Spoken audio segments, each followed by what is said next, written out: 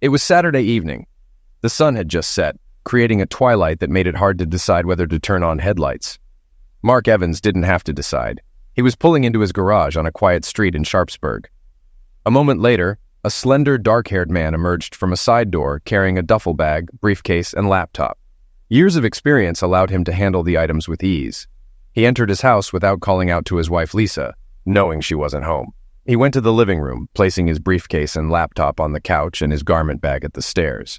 He hung his coat in the closet by the front door, then removed his jacket and tie, undoing the top buttons of his shirt.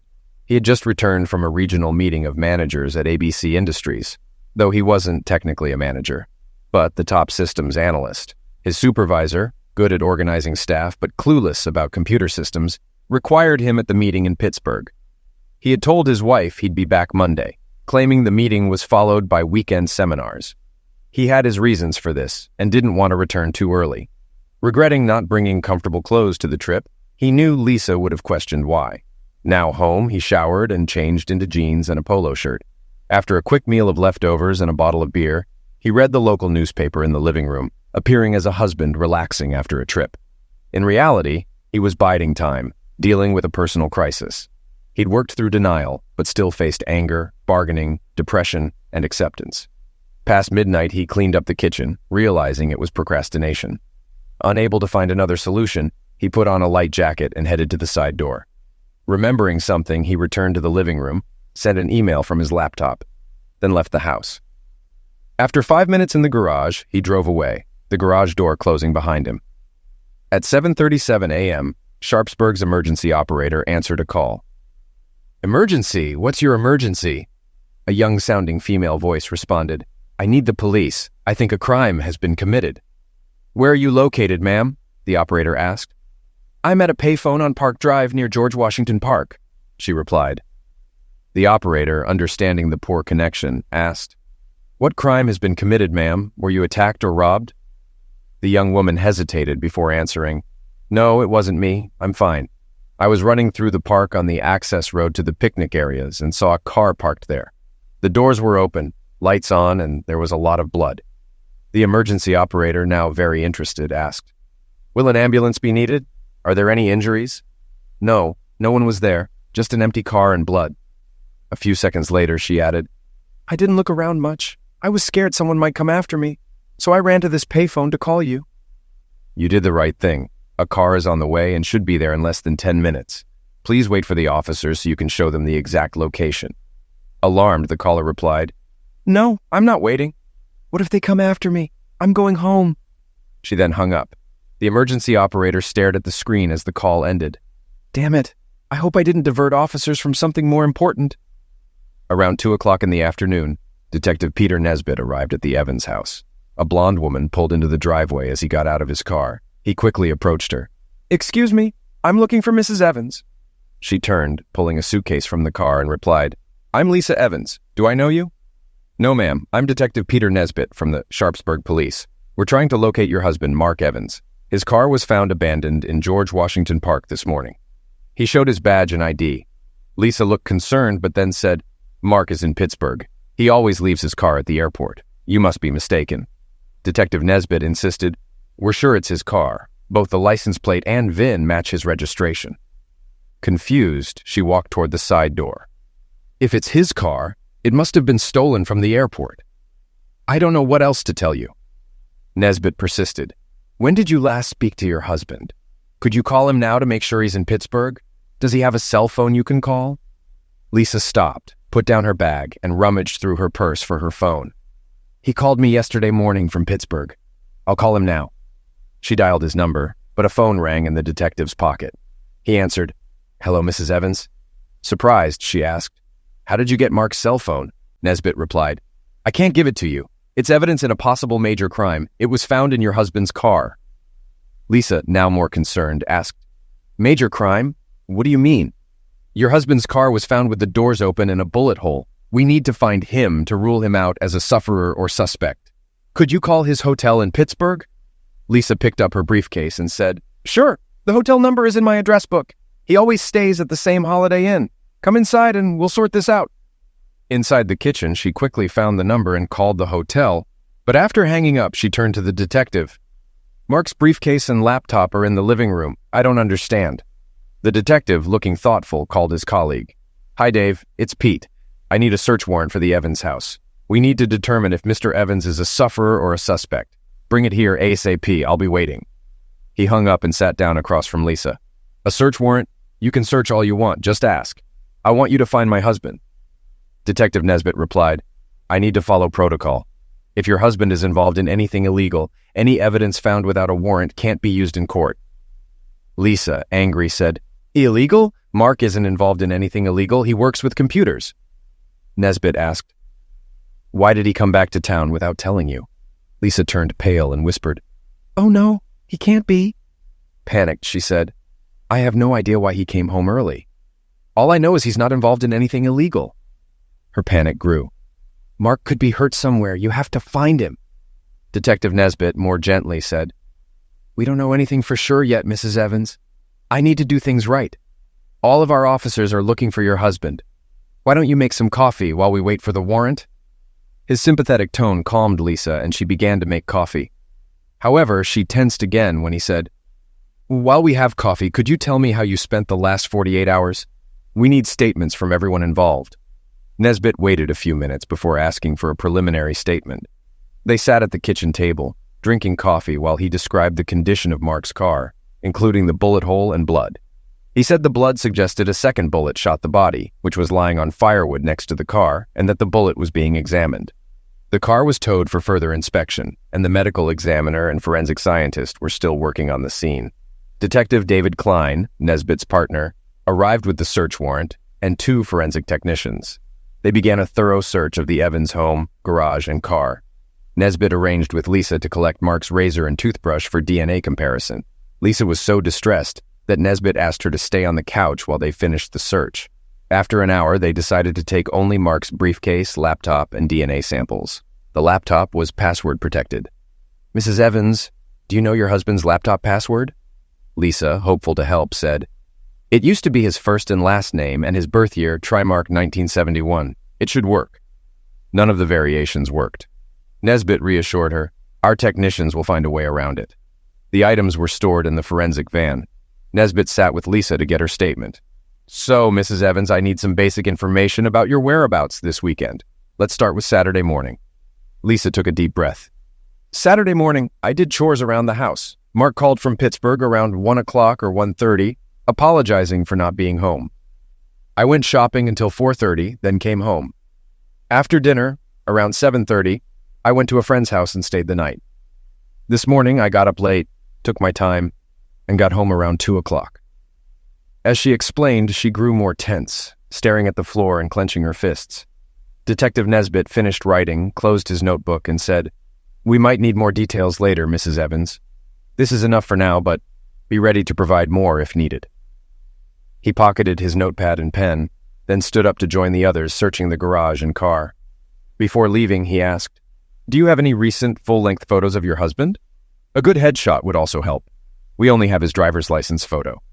He walked to the fireplace, glancing at wedding photos. Lisa quickly fetched a photo album. "Here are some recent photos, Detective. Take your pick."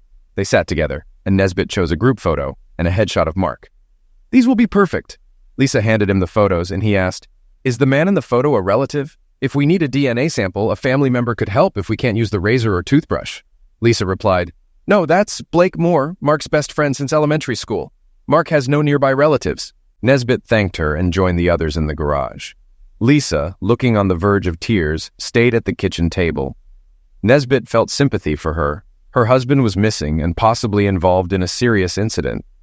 The fact that she didn't know he was in town added to the mystery. The detectives and forensic experts finished searching the garage and car.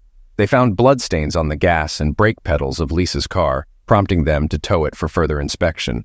As the technicians packed up, the detectives discussed the case. Nesbitt, facing the side door, said to his partner, "What's your opinion of Mrs. Evans? I have my doubts, especially with the blood in her car." His partner replied, "She seemed like a worried wife, but it's hard to tell right now. We shouldn't jump to conclusions." Nesbitt decided, "Let's see her reaction when we tell her about the blood and towing her car." They knocked and entered the kitchen, surprising Lisa, who was on her cell phone. She quickly ended the call. "You're back. I thought you were done." Nesbitt said, "We found blood smears on the pedals of your car. We're towing it for a thorough inspection. I hope you don't mind." Lisa looked shocked. "Blood in my car? I didn't see any blood." Nesbitt replied, "We'll need to know how it got there. If it's related to the park incident, we'll push for answers. Also, we'll need the shoes you wore today." "I haven't been to the park in weeks. I don't understand how there could be blood in my car." She handed him her shoes and then slumped into a chair, covering her face and sobbing. Both detectives realized they needed more information and said goodbye, leaving Lisa slumped on the kitchen chair. "What do you think, Dave? Is she a worried wife or a good actress? Did you notice she was on the phone and hung up quickly?" David Klein shook his head. "I don't know, Pete. She seems sincere, but if the blood in her car is her husband's, she could be involved. We should talk to their friends and neighbors. Maybe someone knows something. She was likely talking to her best friend." "Yeah, digging around might help. I want to know why he came back early. That could be the key." Detective Nesbitt bagged the shoes as evidence. Since they arrived separately, they drove back to the station alone, each trying to make sense of the clues. They spent the rest of their shift on reports. The next morning, Peter and Dave arrived early, eager to dive into the case. They were greeted by forensics and medical examiner reports. It took an hour to read through them. Peter noted, "The reports point in the same direction, but we shouldn't rush. Let's see what else we can find from the computer. Meanwhile, we should talk to his lawyer and colleagues." David agreed, and they visited Mark's lawyer, Robert Graham, who quickly gave them a few minutes of his time. "I can't discuss my client's legal situation. What do you need?" Detective Nesbitt said, "We need confirmation of these emails sent to you from Mark Evans' computer. We want to ensure they're not just drafts." He handed over 4 pages. The lawyer confirmed, "These are originals. I can confirm receipt." The detectives thanked him and headed to their car, exchanging smiles. On their way to ABC Industrial, Peter said, "As you mentioned, the spouse is usually involved, but we have more work to do." At Mark's workplace, they were ushered into his supervisor's office. Detective Klein took the lead. "We're investigating the discovery of Mark Evans's car in George Washington Park. You might have read about it. We have some questions." Mark's boss assured them of his cooperation. "Mark is a valuable employee. What do you need to know?" "First, is Mark supposed to stay in Pittsburgh until Friday night? He reportedly had seminars on Saturday and Sunday. We need to confirm his schedule." Mark's boss quickly responded, "Mark didn't have any events scheduled for the weekend. I expected him back Friday night." Detective Klein noted this and continued, "Have you noticed anything unusual about Mark lately? Anything on his mind?" The boss thought for a moment, then replied, "Mark seemed to have a lot on his mind recently. I asked if he was having any problems, but he said everything was fine. He's been brooding a lot.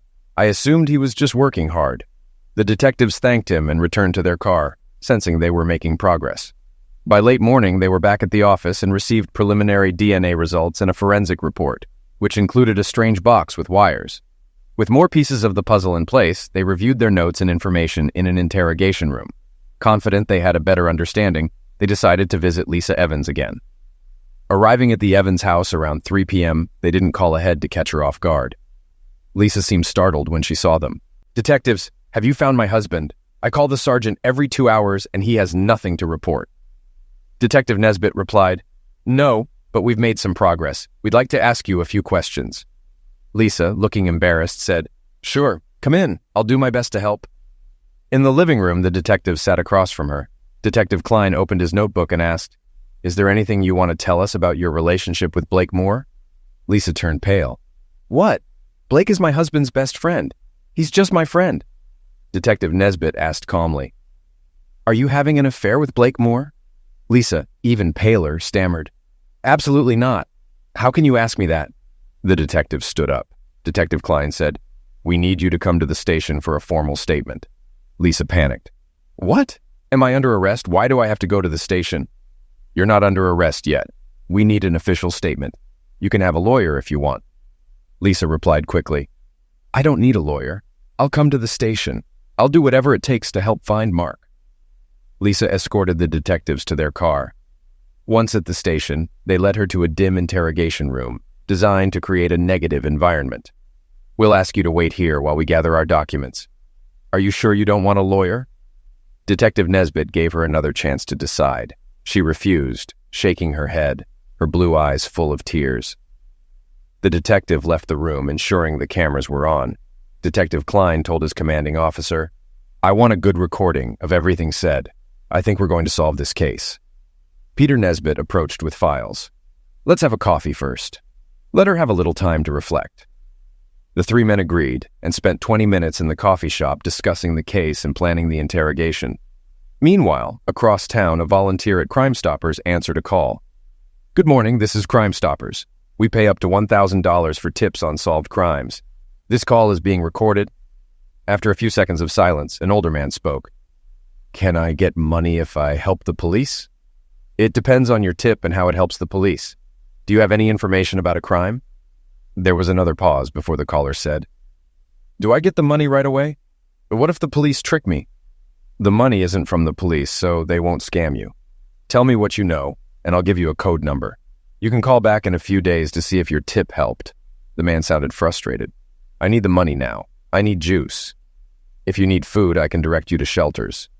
"Not food, juice. The kind that costs $5 a bottle."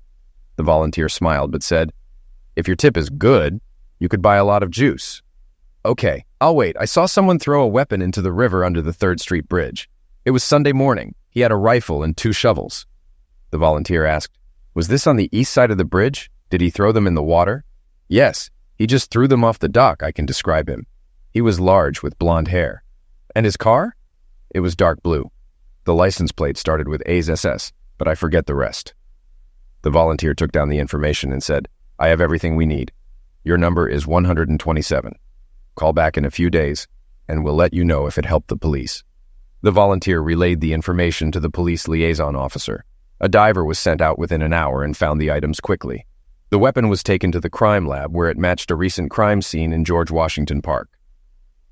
A report was sent to the detectives, and a technician retrieved the 2 shovels from the property clerk. As the detectives left the coffee shop, they were met by a clerk delivering the ballistics and Crime Stoppers reports. "Detectives, we have the weapon used in the George Washington Park shooting. The attached report might lead you to the perpetrator." The clerk handed over the reports. Klein and Nesbitt reviewed the reports, then called up vehicle records on a computer. "Pete, let's split up. I'll question our guest in the interrogation room, and you can get a uniformed officer to bring in Mr. Moore for questioning."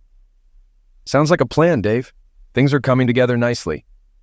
Detective Klein gathered the reports and headed to the interrogation room where Lisa Evans was waiting. Meanwhile, his partner arranged for a uniformed officer to visit Blake Moore's house. Soon they were on their way. In the interview room, Lisa sat calmly, showing no fear or sadness. "Sorry to keep you waiting, Mrs. Evans. This room is monitored and recorded," Detective Klein said. She replied, "I don't mind. I have nothing to hide." Klein responded, "Good. Let's get started. Are you having an affair with Blake Moore? Yes or no?" Lisa's shoulders slumped and she looked away. "Yes," she whispered. Klein showed her papers from Mark's laptop. "We have proof of your affair. Your husband knew. He sent these to his attorney, planning a divorce on grounds of infidelity. This map shows your visits to Moore's house." Lisa looked shocked. "How did Mark know?" Klein held up a small device. "He installed this tracker in your car, monitoring your location in real time." She stared at the device. "Mark knew for weeks? And he wanted a divorce?" She began to cry. Klein continued, "Mark documented your interactions with Moore. The last map was from Saturday night when he went missing. He emailed his lawyer saying he was going to confront you and feared he might get arrested." Lisa said, "But Mark never showed up at Blake's. I spent the night there." Klein replied, "Preliminary DNA results show the blood in the park is his. We found the weapon used, linked to your lover. The question is how long you'll cover it up." Lisa insisted, "Blake didn't do anything to Mark. We were together all night." Klein added, "We also found your husband's blood in your car and on your shoes. My partner is picking up Mr. Moore now. Whoever tells us what happened and where to find Mark's body will get a better deal." Lisa was silent, visibly shaken, as Klein gathered the papers and waited for her response. Detective Klein handed Lisa the blood test reports, but she barely glanced at them. "Mark can't be dead. I love him. I need him," she sobbed, clearly very upset. "Blake will tell you the same. If Mark got hurt in the park, we had nothing to do with it." She cried into a crumpled, wet handkerchief. Detective Klein gave her a few minutes to regain composure. When she seemed calmer, he said, "There is no doubt your husband is dead. The medical examiner concluded there's over a 95% chance based on blood loss and the lack of treatment at any facility in the county. He handed her the report and photos of the scene. Seeing the bloody photos, she burst into tears again. I'll leave you alone for a few minutes to think. You're not helping yourself by denying responsibility. Klein left the room, placed the reports on his desk, and shook his head as he passed his commanding officer. He headed to the break room for coffee, while his commander monitored Lisa on the interrogation room camera. Detective Nesbitt, thinking about the case, drove to Blakemoore's house, meeting a patrol car there. Nesbitt was almost surprised when Blakemore answered the door promptly. "Yes, officers. How can I help you?" Moore asked, seeing the police. Detective Nesbitt introduced himself. "I'm Detective Nesbitt, here about Mark Evans' disappearance. We need you at the station for questioning. Mrs. Evans is there now, and we have questions that require your input." Moore asked, "Am I under arrest? I know Mark is missing, but I don't know how I can help." "We have questions you might help answer. Please come with us. You're not under arrest." Moore, too stunned to resist, joined them in the unmarked car. He sat in the back, complying with department protocol. Detective Nesbitt turned to his partner. "Let's head to the station." On the way, Nesbitt asked Moore, "How well do you know Mrs. Evans?" "She's just Mark's wife to me. Why do you ask?" Moore replied. "Just wondering. What do you do, Mr. Moore?" "I run a landscaping company, Moore's Landscaping. We do a lot of commercial work, even for the city," Moore said, relaxing a bit. At the station, Moore was placed in an interrogation room next to Lisa's. Detective Nesbitt gathered Klein's folders and began questioning Moore. Initially, Moore denied the affair, but evidence from emails and surveillance reports made him confess. He admitted the affair lasted almost 4 months, but insisted neither of them injured Mark, and that they didn't leave his house the night Mark disappeared. As Nesbitt pressed him, Moore suggested a new theory. If Mark found out about us, he might have gone into a rage or even hired someone to make it look like we were involved. He and I have history. Nesbitt countered, "We have the weapon used. A witness described you and your car, and provided most of your license plate number. Don't try to claim Mark framed you with an elaborate self-destruction." Blakemore became agitated and said, "You don't know Mark. We've been best friends since elementary school, but I've learned not to mess with his girlfriends or his wife. In high school, I dated one of his girlfriends behind his back. When he found out, he scared me, even though I'm bigger and stronger. He warned me he'd liquidate me if I did it again."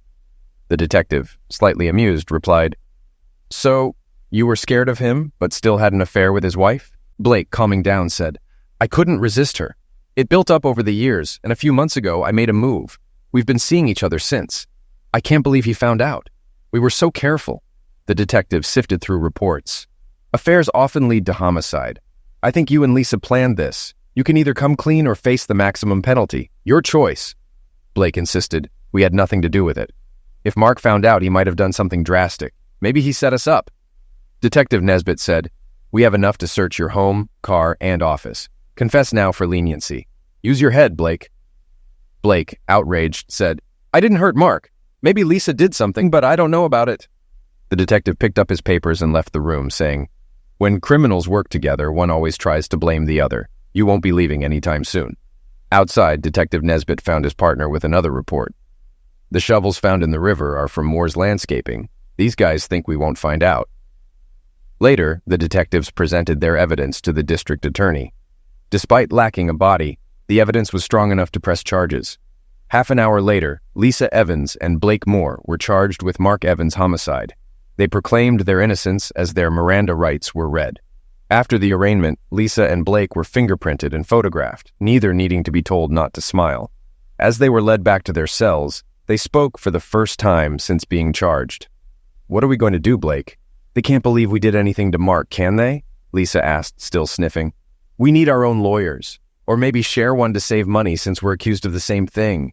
But this is all wrong. I think Mark set us up," Blake said, frustrated. "You can't believe that, can you? Why would Mark go to such extremes?" Lisa asked, shocked. "I don't think you knew Mark as well as you thought. I'm amazed he didn't do something drastic when he found out about us. If I thought he'd find out, I wouldn't have touched you," Blake replied, shaking his head. Blake told Lisa about a past incident when he had secretly dated Mark's girlfriend. Standing by the cell bars, separated by a concrete wall, they could easily talk. "I don't believe Mark would do this. I don't even know how he found out." We were always careful and only met when he was out of town, Lisa said thoughtfully. I regret betraying him. Even if he's not dead, I want a divorce, she added, her voice trailing off with emotion. Blake listened to her sobs and said, Lisa, stop it. You knew the risks when you came to my house. You were aware of the consequences. She quieted down and said softly, You're right.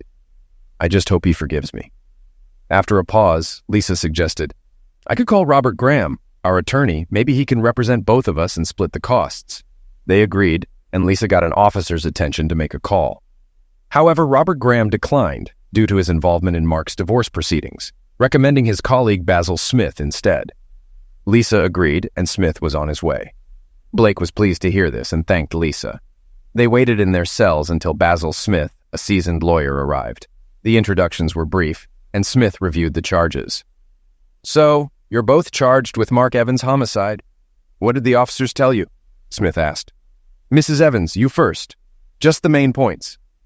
Lisa recounted her story, ending in tears. I had nothing to do with it. I love Mark. I couldn't hurt him. Smith then turned to Blake. Your turn, briefly. Blake summarized his experience, asserting, We had nothing to do with Mark's disappearance. I think Mark organized this to frame us. Smith, sensing the urgency, said, We need to focus on getting you both out of here. Bail will likely be set at $100,000 each. Will that be a problem? Lisa, shocked, asked, Do I need $100,000 for bail? No, just 10% or $10,000 cash for the bail bond, Smith reassured her. They agreed they could manage bail and were eager to be released. Smith informed them, You'll be arraigned tomorrow morning. Bail will be set then, and you'll make arrangements to get out. Prepare to spend the night here. Both clients reacted badly to the lawyer's statement. He explained he couldn't do more until charges were filed. Once they were out, he would talk to the district attorney to unseal the evidence and better understand their case. They were taken back to their cells, where neither slept well, given greasy takeout food, a single blanket, and loud cellmates. The next morning at 10 o'clock, they met with their attorney before court. Despite their disheveled appearance, they entered their pleas of not guilty, and bail was set at $100,000. Blake, owning a home and business, quickly negotiated a $10,000 bond and was released by early afternoon. Lisa was less fortunate. Without sole ownership of her home and finding her savings account empty, she had to call her parents for help. After much persuasion, they agreed to provide the $10,000. However, the delay meant she spent another night in jail, this time with 2 tipsy courtesans. The next day, after the financial matters were resolved, she was released, went home, showered, and ignored incoming calls. The next month passed quickly. Lisa learned that Mark had withdrawn the money from their account to protect his share before their divorce. She received the divorce papers without knowing what he did with the cash. Lisa and Blake met with Basil Smith several times. Smith received copies of the evidence and planned to meet with the district attorney to get the charges dismissed, arguing the difficulty of obtaining a conviction without a body or witness. He suggested hiring a private investigator to explore if Mark had orchestrated his own disappearance. Blake agreed, but Lisa believed Mark was a sufferer of a botched carjacking. Over the next few weeks, the investigator found nothing. He tried to find the tipster who reported the discarded rifle and shovels, but no one recognized the voice from the call. The tipster never followed up, adding to the mystery. Meanwhile, tensions between Lisa and Blake grew. After his release, Blake suggested they continue their affair. Lisa refused, blaming him for her situation. I want nothing to do with you except our court case, she said, often crying. Blake's response was cold. Suit yourself, Lisa. You're not the only woman in town. They only spoke in the company of their lawyer, keeping their distance otherwise. Their affair had turned icy cold. A month after their release, Basil Smith arranged a meeting with District Attorney Jeff Bagden. Lisa and Blake hoped the charges would be dropped, as they had been molestated with questions about their relationship. They screened calls using caller ID and answering machines, eager to clear their names and move on. Jeff Bagden, surprisingly young and stylish, began, I just received final reports from the medical examiner and police. Based on the evidence, I'm offering a reduced sentence of 8 to 12 years for a guilty plea to second-degree homicide. Lisa and Blake were shocked, loudly proclaiming their innocence. Their attorney, trying to calm them, asked how Bagden justified the offer. Bagden explained, We have new evidence. DNA from blood on your car's license plate and trunk gasket matches Mark Evans. Additionally, black polyethylene found under Mark's car matches material from your landscaping business. Lisa angrily accused, "Blake, what have you done?" Blake exploded, "You know I had nothing to do with it. You were with me when it happened." Basil Smith intervened, calming them both. He addressed Bagden. "Excuse my clients, we hoped the charges would be dropped and your statement caught them off guard." Bagden, amused, replied, "I understand, but we have enough evidence to go to trial. The medical examiner's report confirms the sufferer lost too much blood to survive. The crime scene suggests the body was dragged and loaded into a car. The prosecution is confident." Bagden handed over the reports and left. Lisa and Blake hurriedly talked to Smith, who told them to be quiet. He said, "I know you're shocked. Don't fight each other. We need to figure out a defense. Do you want to reject the plea deal?" Both refused the deal, convinced they wouldn't be convicted. Smith agreed to prepare for trial. After they left, Smith reviewed the reports, questioning whether his clients were truthful. Despite his doubts, he was committed to defending them. Months later, the trial began. Judge Robert Cox took his seat at 10 a.m. on Monday. Basil Smith sat between Lisa and Blake to manage their tension. He had considered suggesting separate lawyers, but they couldn't afford it. Blake's business was struggling, and Lisa had quit her job due to the stress of the trial and difficulties with her missing husband's friends. District Attorney Jeff Bagden began his opening statement directly. "Members of the jury, we do not have Mark Evans' body, but we intend to prove he is dead and that the defendants are guilty of his homicide." He revealed that the defendants had an affair, which Mark Evans discovered, leading him to file for divorce. Although it was unclear how or when Mark found out, traces on his computer showed he knew when and where they met. Emails documented his tracking efforts, financial preparations for divorce, and his intention to confront them. "We cannot pinpoint when they met, but we know the results. Evidence suggests they met at Mr. Moore's residence, where Mr. Evans was incapacitated, placed in the passenger seat, and driven to George Washington Park. There, he was shot in the upper chest while likely unconscious. He was dragged from the car, thrown to the ground, and shot again, this time striking his carotid artery. Graphic photos will show his final moments." At this point, Lisa Evans lost her composure, requiring Judge Cox's intervention to restore order. Bagden continued, "After the second shot, Mr. Evans was wrapped in plastic, dragged from the site, and loaded into Mr. Moore's trunk. He was driven to an unknown location and buried. The homicide weapon and shovels were dumped in the river, but a concerned citizen reported this, leading police to recover them. Forensic analysis confirmed the defendant's presence at the crime scene. Mr. Evans' blood was found on Mr. Moore's car and on Lisa Evans' shoes." Bagden concluded, "The defense will claim they were not at the scene, relying on each other's alibis. I am confident you will see through this and find them guilty." Basil Smith countered, emphasizing the presumption of innocence and urging the jury to focus on the evidence. Despite his efforts, the district attorney's statement had a strong impact.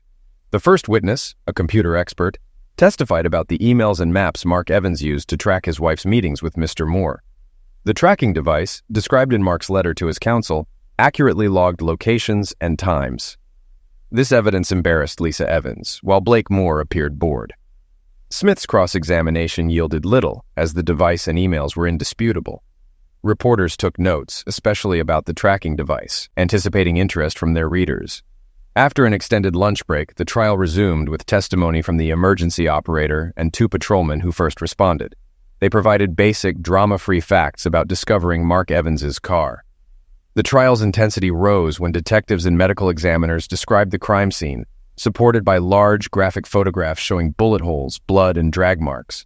The medical examiner detailed the blood loss, estimating 3 to 4 pints, and described blood jets indicating a severed artery. He concluded that Mark Evans was dying when Lisa Evans lost control and screamed, "No, Mark can't be dead." Her outburst forced the judge to adjourn the trial until the next morning. The second day began with the medical expert continuing his testimony, focusing on blood sample tests. After 15 minutes, DA Jeff Bagden ended his questioning, turning the witness over to defense attorney Basil Smith. Smith checked that Lisa Evans, now sedated, was calm. He aimed to refute the graphic, execution-like impression of the shooting. Smith asked, "You estimated Mark Evans lost 3 to 4 pints of blood, but isn't it possible it was 1 to 2 pints depending on blood distribution?" The medical examiner replied, "It's unlikely, but not impossible." Smith continued, "Could first aid have lessened the fatality of Mark Evans' injury?" The examiner said, "Unlikely, but not impossible. Immediate medical attention would have been required." Smith highlighted the lack of evidence for immediate assistance and dismissed the witness, having secured small concessions. Next, a forensic scientist specializing in weapons and ammunition testified about 2 recovered bullets. One bullet from the car seat was deformed. The other, from firewood, was in good condition and matched the recovered weapon. Smith asked, "Were the bullets checked for bone or flesh remnants?" The technician confirmed minimal traces of blood on the bullets, explaining that passing through layers of padding and fabric likely cleaned them. He noted the bullets had a full metal jacket, typical for military use, with a gilding metal copper-steel jacket around the core. He explained that this jacket is stronger than a standard all-metal jacket, usually made of copper. This was both good and bad for the defense. While there was no evidence the bullets passed through the body, the circumstances and type of bullet explained the situation. The hope of tracing the weapon was futile. It was sold at a weapon show 20 years ago with no buyer record. Basil Smith did confirm no fingerprints or DNA from the defendants were found on the weapon or casings. Anything not washed away by river water was wiped clean before disposal. Another technician discussed the shovels found. There were no fingerprints or DNA, but they were branded Moore's Landscaping. 14 identical shovels were found at Moore's business. Cross-examination yielded no new information. Witnesses from the Forensic Science Department and police continued all morning and afternoon. Basil Smith's most significant cross-examination occurred with a technician who found blood in Blake Moore's car. The technician admitted the blood could have been planted by a third party, giving Smith a small victory. Things complicated with testimony from the technician at Lisa Evans's home. Blood was found in her car and on her right shoe. Although the technician admitted they couldn't determine if the blood was transferred from the shoe to the gas pedal or vice versa, the lawyer hoped this doubt would help Lisa. As the prosecution's witnesses concluded, the third morning began with the defense's evidence presentation. Local newspapers speculated that the defense would struggle against the prosecution's evidence. They suggested that without a body, a conviction would be difficult, especially given the defense's strategy of casting doubt on whether Mark Evans was really dead. Basil Smith's first defense witness was blood analysis expert Dr. Wilbur. He testified, "A better job could have been done collecting blood evidence. Properly analyzing blood-soaked soil could have given a more accurate estimate of blood loss."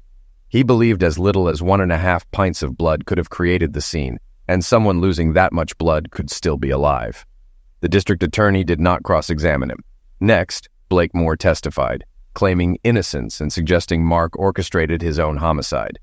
He stated he never owned a weapon, and the shovels found could have been stolen from his work sites. Basil Smith kept the testimony brief, turning Moore over for cross-examination. Jeff Bagden asked, "Why do you think Mark Evans would organize his own homicide?" Blake recounted how Mark had threatened him in high school after Blake dated Mark's girlfriend behind his back. Bagden then asked, "So, this isn't the first time you interfered with Mark Evans's relationships. Don't you think if he wanted to destroy someone, he would have chosen you?" Blake Moore couldn't directly answer the question, muttering that his physical advantage over Mark would have prevented a confrontation. "So, you think you could intimidate your friend into taking his own life? Is that why you felt comfortable taking his wife?"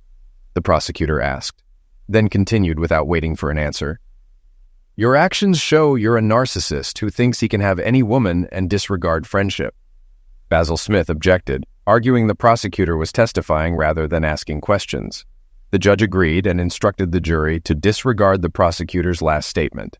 Despite this, Blake was visibly upset but left the stand without further comment.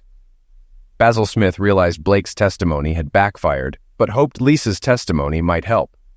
Lisa, more composed, emphatically stated she wasn't involved in any attack on her husband and suggested he might have been carjacked.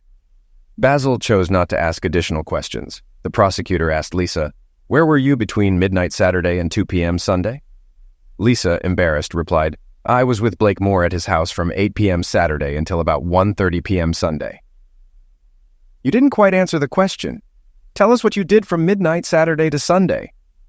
Lisa, flustered, said, "I was in Blake's bedroom at midnight. We were, doing it." "And how long did this last?" the prosecutor pressed.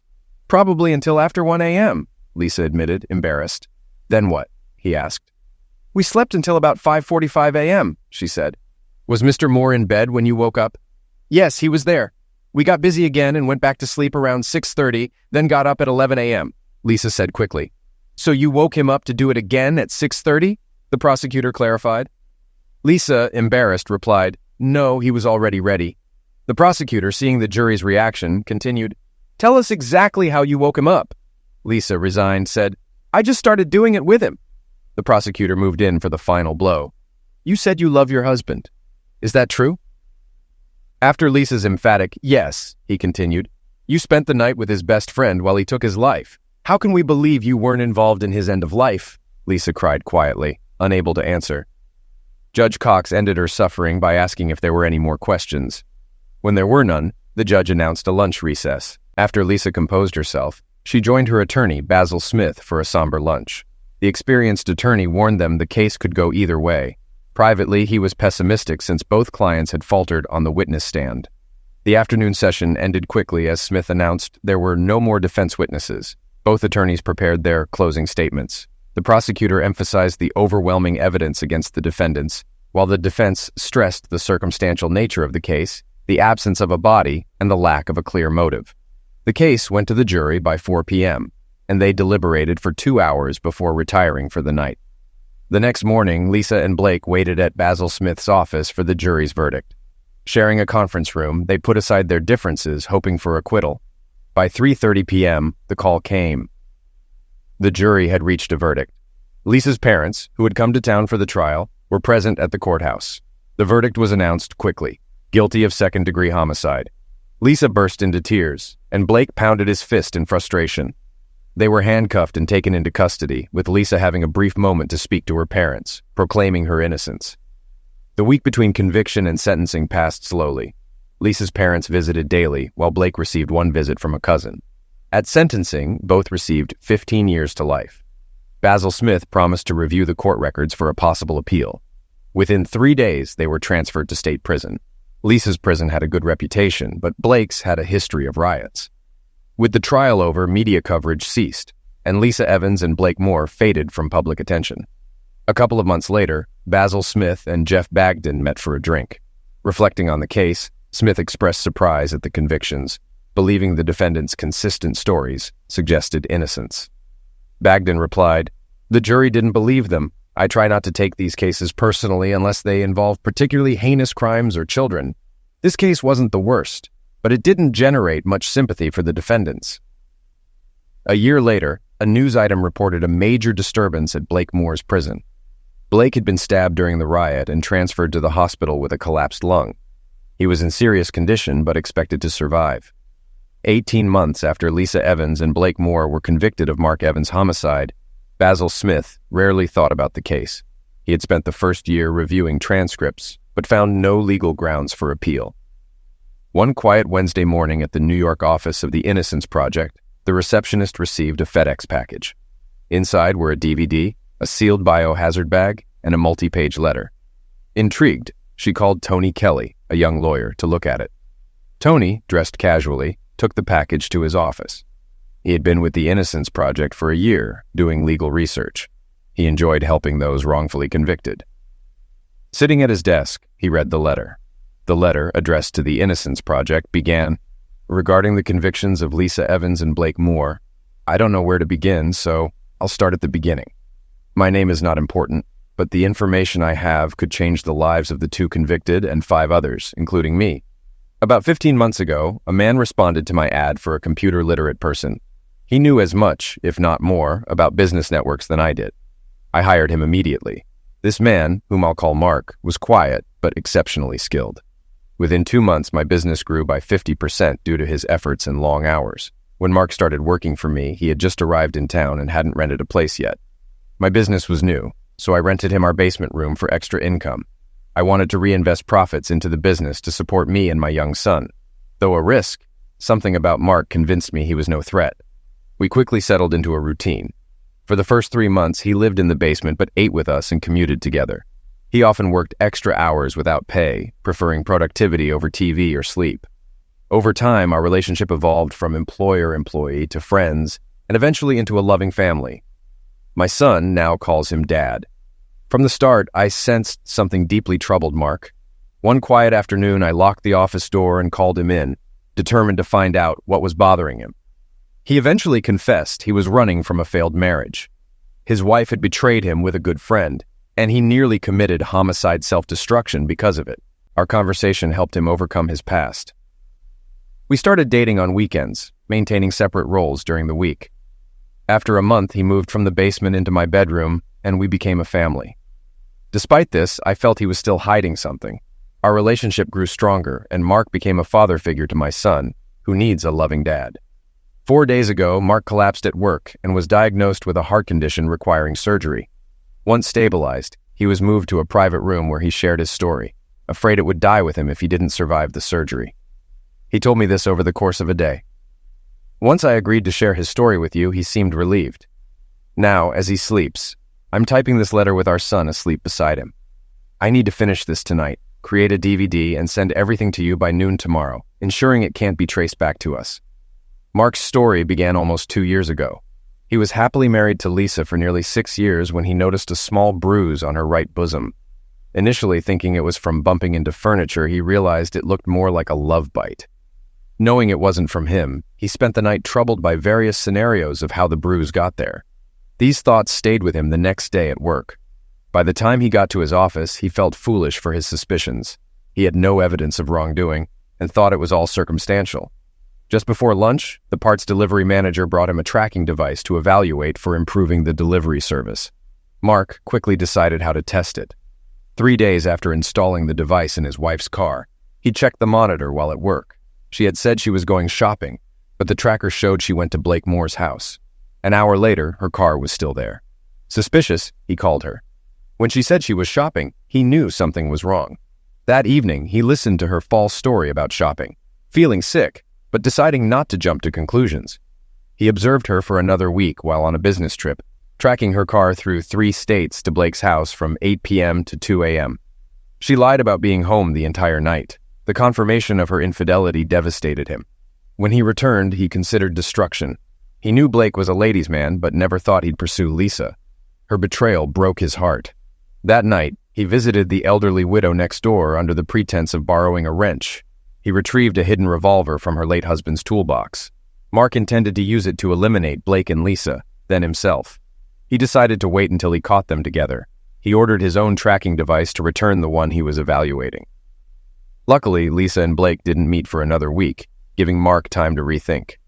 In those days, he devised a better plan: to frame them for homicide. He spent a week planning and gathering supplies. When ready, he claimed a weekend business trip, knowing they'd meet while he was away. When his wife went to Blake's, he set his plan in motion, creating a paper trail suggesting he was divorcing her. He almost forgot to send a crucial email to his lawyer that would implicate Lisa and Blake. Before leaving, he fired a bullet into his car's passenger seat and another into a wooden block, muffling the shots with a blanket in the garage. This step felt like a relief, marking the start of his revenge. You should look for archived newspaper articles online. Mark followed the trial daily and said most of the story was documented by court reporters. He thinks a complete review of the court transcript will clarify everything. First, he drove his car to a park near Blake's house and found a secluded spot. He had a large gym bag with all the materials for his plan. He spread everything out on a picnic table, covering it with an old blanket. He unloaded firewood, plastic sheeting, and a spare tire, creating a drag trail to the paved road, then returned the tire to the trunk and spread the firewood around. Using a small flashlight, he did all this and then sat quietly to see if anyone noticed. Mark drew blood from his hand using a needle, collecting nearly 2 pints, which he diluted with distilled water. He sprayed this blood in patterns to mimic an arterial jet and smeared it on the car seat and ground to suggest a significant blood loss.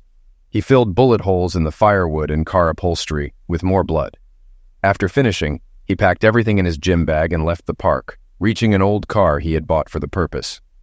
Dizzy from blood loss, he rested until nearly 6 a.m., then drove to Blake's house to finish his plan. Lisa's car was still at Blake's house and unlocked, so he put a couple of drops of blood on the gas pedal. He also smeared blood on Blake's car, but got scared when he saw a light on in Blake's bedroom.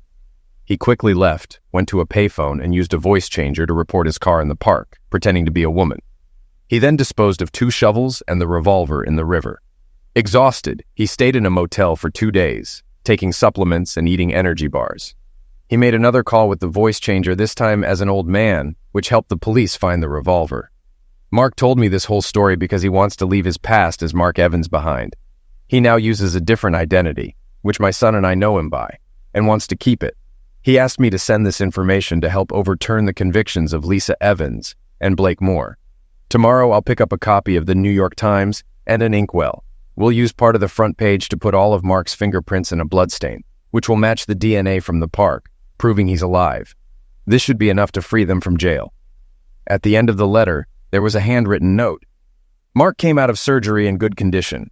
He wants me to fly to Seattle tomorrow to send this package. I hate to leave him, but it will ease his mind. We're expecting twins in about 3 months. Tony Kelly turned the last page to check for any additional notes, but it was blank.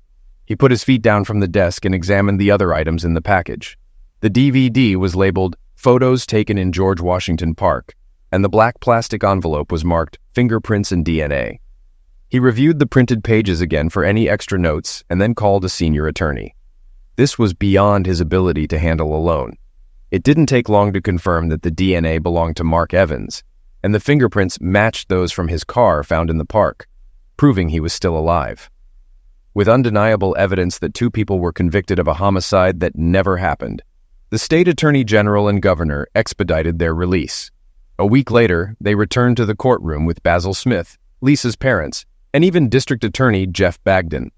With some state representatives present, the state attorney general apologized for the wrongful conviction. He blamed Mark Evans for misleading the justice system and announced efforts to find him and hold him accountable for the financial costs incurred. When asked where they would start looking for Mark, he could only shake his head. Blake Moore seemed changed, no longer arrogant but more inclined to compromise. He apologized to Lisa for the events leading to their imprisonment. Lisa appeared indifferent, longing only to leave with her parents. Both Basil Smith and the district attorney apologized, acknowledging they had been misled by Mark Evans. They vowed to be more diligent in future cases. Although the state found no liability, Lisa and Blake received $50,000 each in compensation. Blake, whose business went bankrupt and house was sold for legal fees, left town. He commented to Lisa that Mark had severely wronged them and the check was a mere fraction of what he lost. Lisa, visibly worn from her ordeal, simply said they deserved it and left without saying goodbye. 2 weeks after cable news reported their release, a large envelope arrived at Basil Smith's office.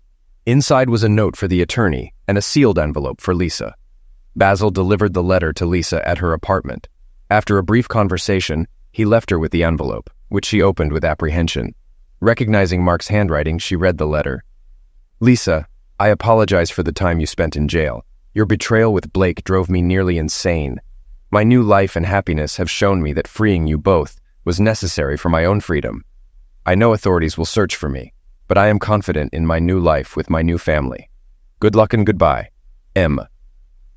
The letter slipped from her hand, shattering any remaining hope of reconciliation with Mark.